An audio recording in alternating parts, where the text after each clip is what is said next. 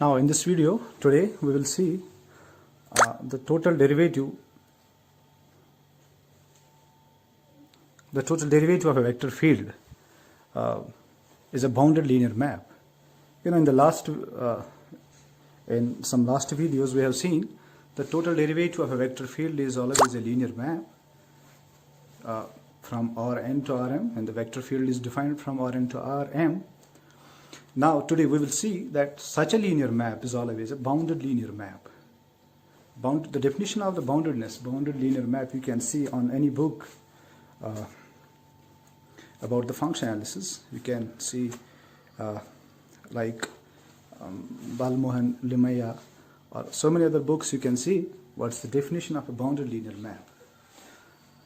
Actually, I need this boundedness of this total derivative in the proof of chain rule for vector fields, chain rule of differentiation for vector fields. That's why I will discuss this boundedness today in this video. Okay, let's start.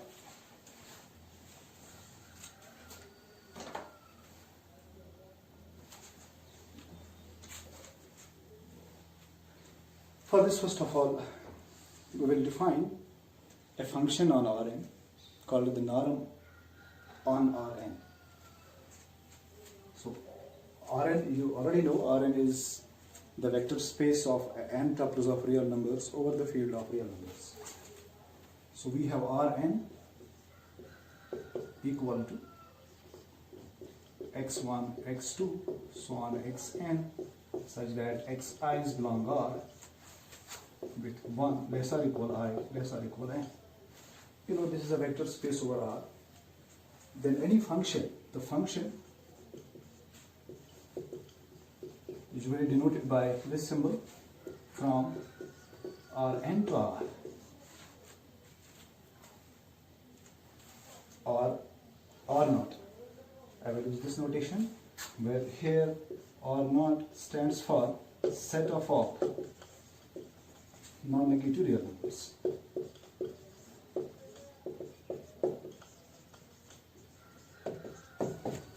Set of all non-negative real numbers. Then this function is said to be norm.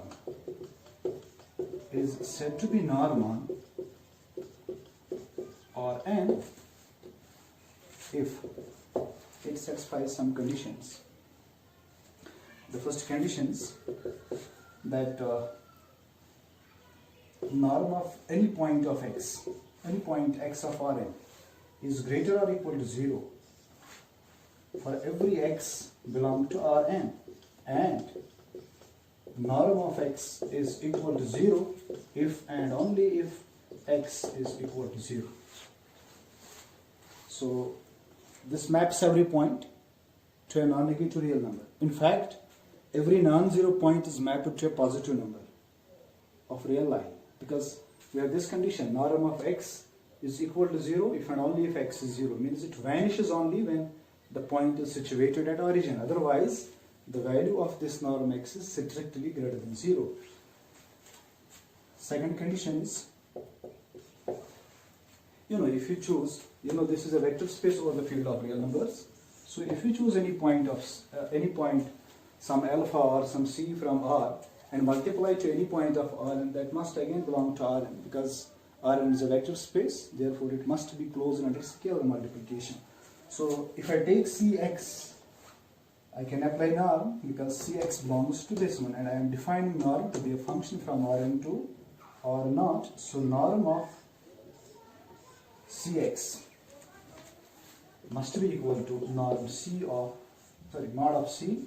and norm of x for every x in R. This equation must hold for real constants where C belongs to real line. In fact, we define the norm on general vector spaces, but here we are interested only with this Rn because we need this in the calculus of several variables or calculus of vector fields.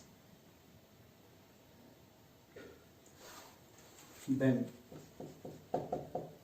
last is triangle inequality. Norm of x plus y is less or equal to norm x plus norm of y. Wherever the x comma y belongs to R. So if we have a function like this satisfying these three conditions on this Rn, then Rn equipped with this norm is called the normal linear space. The definition is very simple. Simply, if there is a function satisfying this type of conditions, then Rn with that norm will be called the normal linear space. Here we call Rn with this norm is a normed linear, or you can say vector space. Rn is a normal linear space.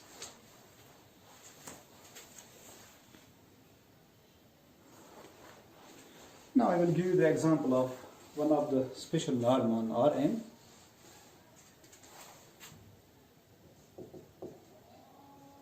Example. The function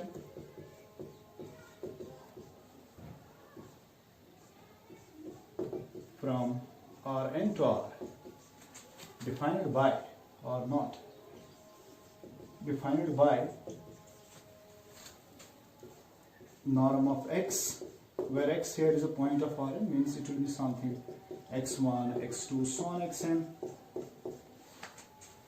This is equal to, I will take this one, norm mod of x1 square plus mod of x2 square plus so on plus mod of xn square under root of this. Very simple. The distance of the point, this point in Rn space from origin. For instance, if you put n equal to 3, then this is the simply the point in R3. This one is the distance of the point in R3 from origin. You can see when we define norm like this, you can see it satisfies all the three conditions. I will not discuss that. Actually, I need this one in the proof of that very boundedness. This is quite obvious. You can verify at your own places. Like the non-negativity, everything inside is a non-negative quantity, because xi's are real numbers. You are taking modulus, and in fact you are taking squares. So all the terms inside the square root or non-negative terms take the square root, that will be a non-negative quantity. And in fact, if you substitute this to be 0, if this is 0, squaring, you have mod of x1 square plus mod of x2 square plus 1 plus mod of xn square equal to 0. So you have n real quantities, sum of whose squares is 0. All xi's are real, because by definition of Rn, all xi's belong to R. So all xi's are real. So when you take this one, norm of x equal to 0, you will get mod of x1 square plus mod of x2 square plus 1 plus mod of xn square equal to 0. This is an equation in n variables which equates to 0, but here you have non-negative quantities. For this to be balanced equation, you must have every xi equal to 0. This implies xi is 0 for every I.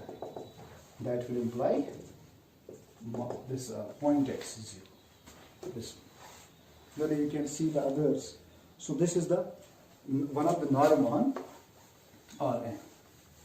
You can see this norm is, you can see its properties, like this is always an onto function from Rn to R0, but you can say this is not a 1-1 function. For example, how it is an onto function, how this function is not 1-1 function, you can see if I choose point 1, since 1 belongs to R0, and norm of x is equal to 1 will imply mod of x1 square plus mod of x2 square plus so on plus mod of xn square equals to 1. So you can put x1 to be 1 and all others 0. That's the solution. You can put x1 to be 0 and x2 to be 1, x3 to be 0, all others 0. Like the basis vectors, every basis vector of Rn is a solution of this equation. Means one has at least n basis vectors as preimage. One has at least n preimages. I don't know, maybe some other equation may also reduce to 1. Some other equation may also reduce to 1. Therefore, you can say that this function is not a one-one function because n points are mapped to 1. Or in fact, if you choose n to be 3, for example, if we are doing this thing in the space R3, then norm of x is equal to 1, implies x1 square plus x2 square plus x3 square equals to 1. Means every point on the surface of sphere satisfies this condition. Means one has, surface of a sphere is a dense set. There are uncountable number of points on the surface of sphere, unit sphere. So every point on the unit sphere is a solution of this equation. Therefore, this function is not a one-one function. Likewise, you can see if you have any real number given, you can put that real number at any coordinate. Suppose you have given alpha in R. You want to see the preimage of this alpha. You can select this alpha 0, then so on 0. If you apply norm to this one, you will get alpha. Of course, you cannot have negatives because this is a set of non-negative real numbers. You have to select a positive real number or non-negative real number at most. So this is not a one-one function, but this is an onto function, and so on. You can see other properties. Now I will state one inequality known as Cauchy-Schwarz inequality in Rn. Cauchy-Schwarz inequality.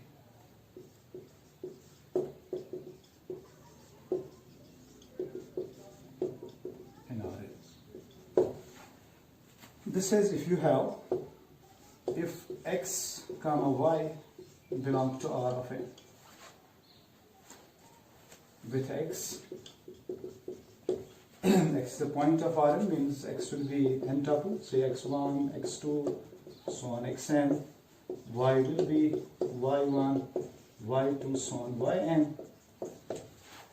Then this inequality says if we take summation I from 1 to n xi mod xi mod yi, this is less than or equal to norm of x into norm of y.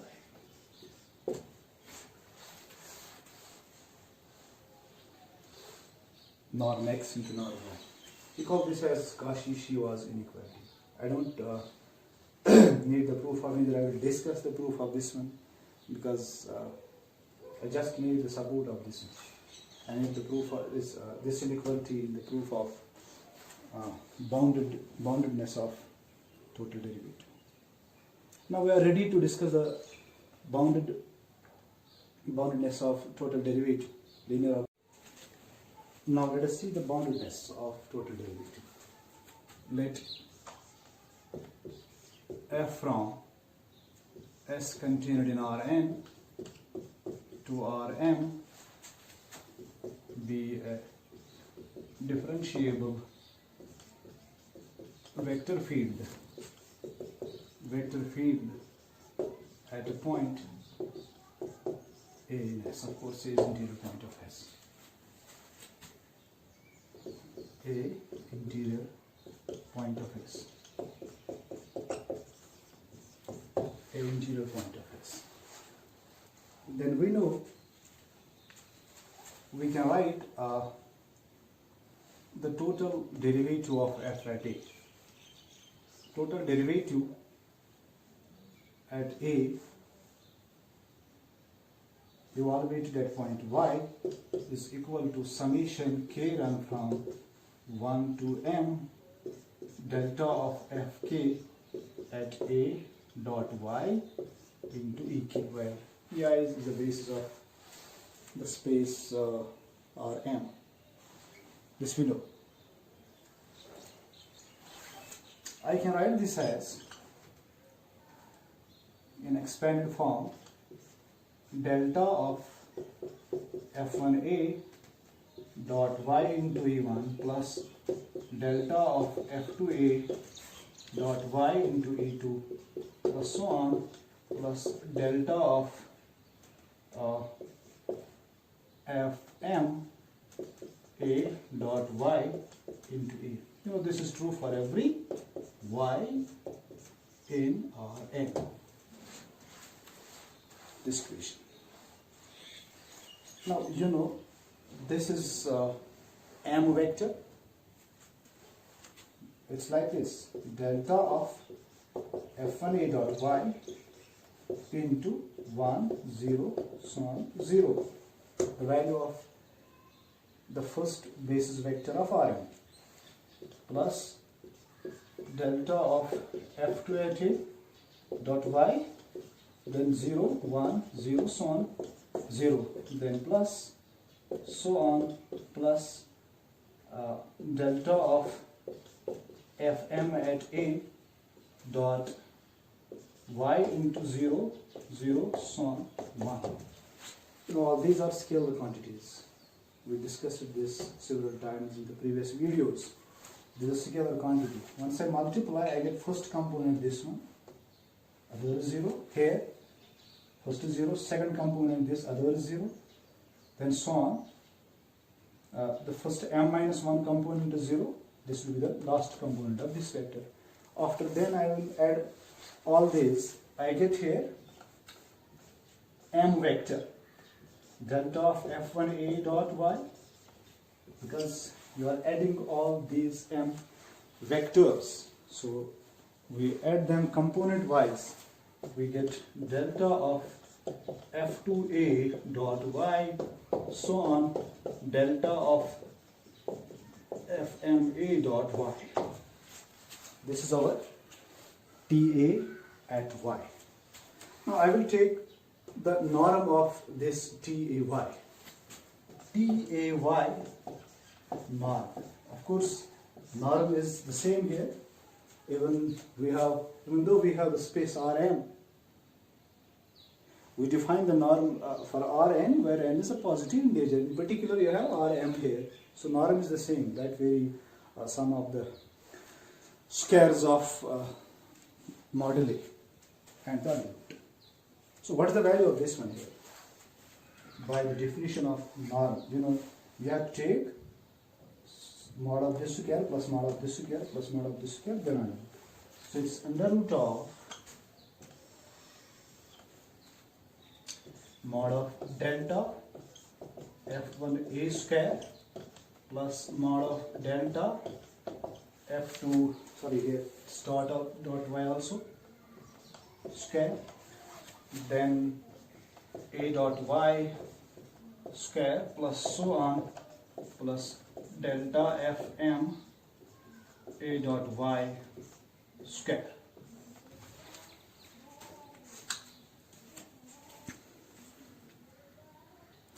Now see, before going to next step, I can write here, you see the inequality first of all.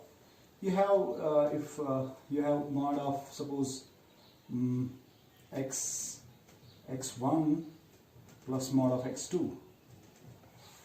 If you see this is non-negative, this is non-negative. If I take it to square, that will be equal to mod of x1 square plus mod of, sorry, x2 square, mod of x2 square, then plus twice mod of x1 mod of x2. But this is non-negative, this is non-negative, so this is greater or equal to mod x1 square plus mod x2 square, because this is a non-negative quantity. So I can say mod of x1 plus mod of x2 is greater or equal to mod x1 square plus mod y x2 square. X2 square under root. Square root of this quantity. So this is greater than this. That means this is less or equal to this. I can use here. I have these as real numbers, and you know this is a real number because this n vector, take dot, that's a real number. And you know you have model A here also, exactly this one. So I can use this inequality for this one. Using this inequality I get, therefore TA y norm. I can say this is less than or equal to simply sum of these mod A, because this is less or equal to mod x plus mod y. Simply you have to add generalized form. This one is simply the generalized form of this one. So I have this less or equal summation k run from 1 to m delta of fk at a dot y mod of this. Follows from this inequality. Now, see here, you know this is a point in or n space, delta ky, because delta k is a real valued function of n variables. Sorry, fk is a kth component. Real valued function of n variables. When we apply delta, we get the first del k by del x1, first component of the vector, comma, at a of course, del fk by del x2 evaluated at a, and so on, del fm by del x, del fk by del xm. This is quite obvious. And you know this is here the n vector. So this is precisely what's required in the Cauchy-Schwarz inequality. You can call this as x and this as y. There. So this is, you can evaluate this one. For example, let me first evaluate. This is delta of f1a dot y, then plus delta of f2 at a dot y plus so on, plus delta of fm a dot y.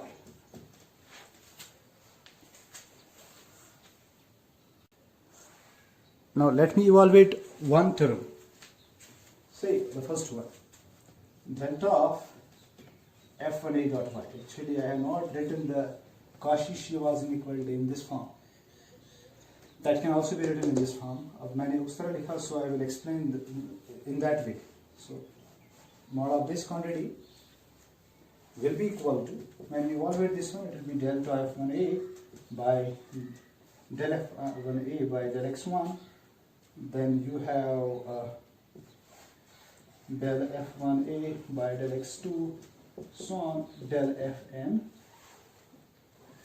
del f1 by at a by del xn.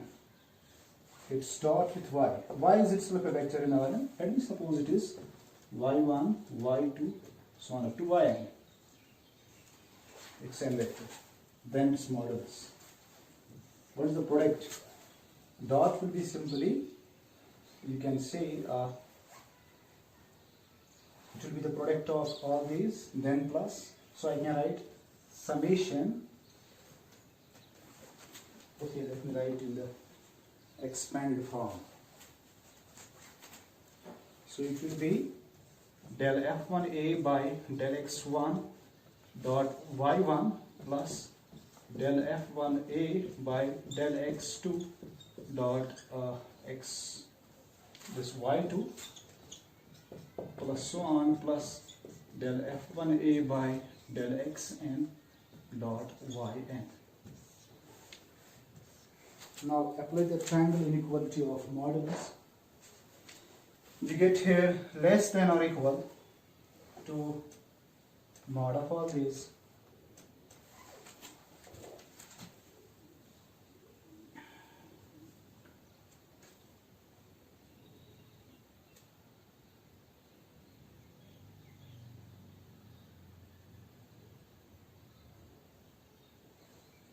So you get here less or equal to del f1a by del x1 mod into mod of y1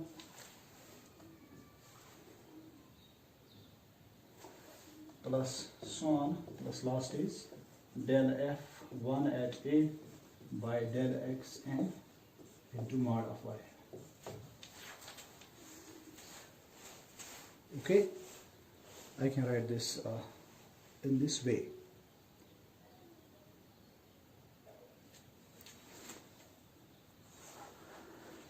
So I can write this delta of f1 at a dot y less or equal to this, which means this is less or equal to sum. Just add it.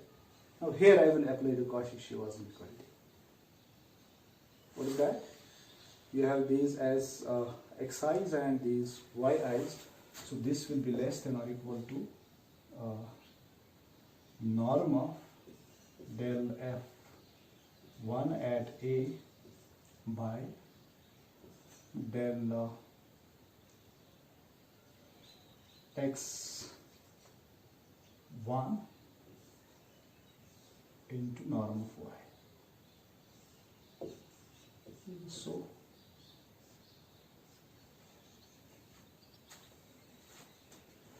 what do you think? No, not this way. Sorry, here actually this is here the norm of the corresponding vector. You know what is the value of this one? This will be delta of f1 at a norm of this quantity into norm of y, like the norm of y. Actually क्या होता है when you have xi's here, summation I, or I run from 1 to n mod of xi mod of yi, this is less than or equal to norm x and norm y. This is the actual Cauchy-Schwarz inequality. You can see here summation I from 1 to n mod of xi into mod of y is less or equal to norm x and norm y. But so what are inside this one? These are the components of y. And what are these? Components of x. These y's are components of y, so I can write. But what are these? You know, when you evaluate this delta of f1 at a, it is del f1a by del x1 comma del f1a by del x2 and so on. So these are exactly the components of this vector. Like you have mod of x, mod of y. This is less or equal mod norm x, norm y. So here this will be less or equal to this quantity because these are the components of this vector. Like yks are the components of this one. So we write mod of yk, here norm of y. Similarly, mod of these will be norm of this one. Not sum here, like this one. You have summation I from 1 to n, mod of xi, mod of y is less or equal to this. So this sum is adjusted with the corresponding components. So here the components, these are the components of this one. So sum of all these will be less or equal to this.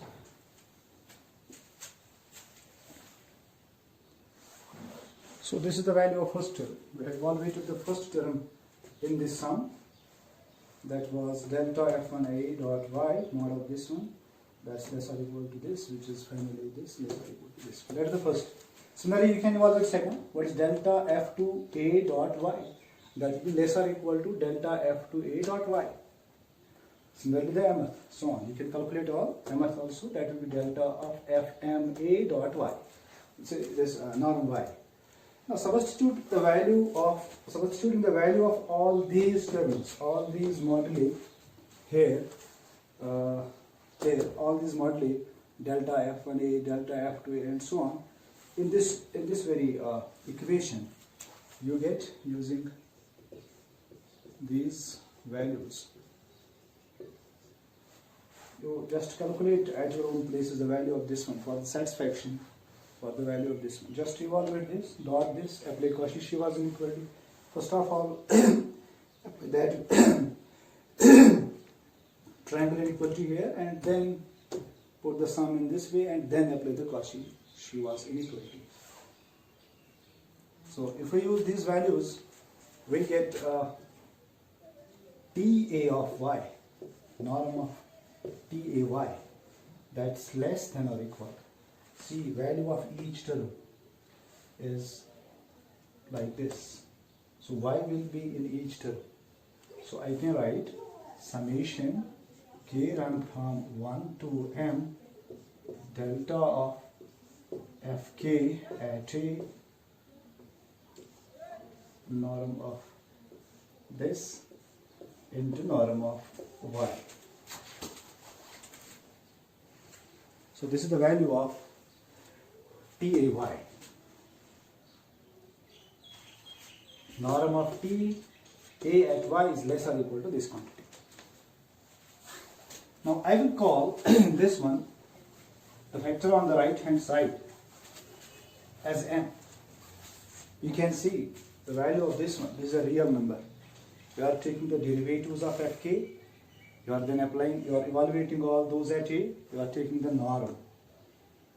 So it will be a real number. So you are adding m real numbers. So I will call this quantity as, let m denotes summation k run from 1 to m delta of fk at a. Now sometimes we have 2-3 functions, so we will have corresponding m's when the functions are differentiable vector fields. So for different functions I will use the subscript a of the corresponding function f, and you are doing this thing at a point a, I will call this as a. Of course this mfa will be independent of x's or y's. So this is a real number here. Thus I get this will imply TA at y, norm of TA at y is less than or equal to mfa into norm of y. So this is actually the definition of bounded linear map. This implies TA is a bounded map. Bounded linear. Okay, this establishes the boundedness of TA at y. Thank you.